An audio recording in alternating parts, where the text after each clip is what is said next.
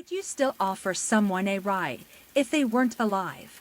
What if the person you just dropped off never existed?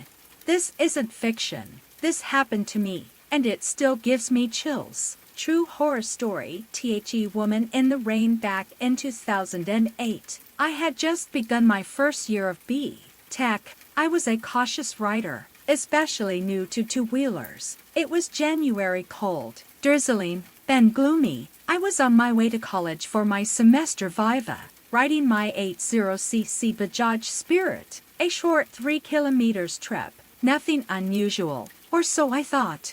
As I approached a muddy, slippery stretch of an unpaved road, a woman in a Zara flagged me down. She looked about 50, soaked, shivering, her eyes blank.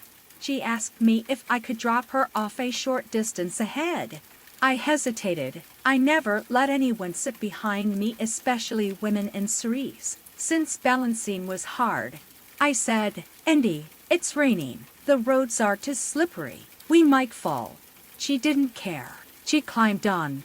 Strangely, the ride was smoother than I expected. For once, I felt confident. Maybe I had overcome my fear.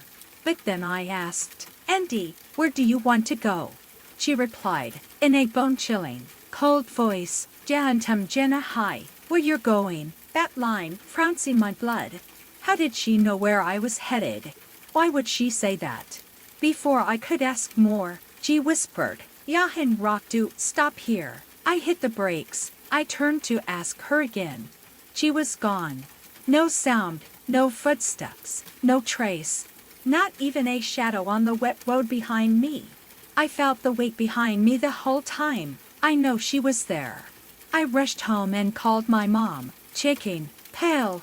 Mom, trying to lighten the moment, said, "Mudj to copy peach nahi bethaya buko diya. You never let me sit behind you, but you gave a ride to a ghost." To this day, I never saw that woman again. And that stretch of road, I still avoid it. But wait, there's more. My grandfather once got lost returning home from town. It was late, dark, and stormy. Then suddenly, a familiar voice guided him, Shankar, a man my grandpa once helped. Shankar lit the path from behind with a lamp, told him not to look back, and led him safely to the village. When grandpa reached, people were gathered mourning. Shankar had died that morning. He had returned just to repay debt. Not everyone gets closure from the dead. My grandpa did. But me, I never got answers. Do you believe in ghosts now? Have you ever had a similar experience, a voice, a presence, a shadow that shouldn't have been there?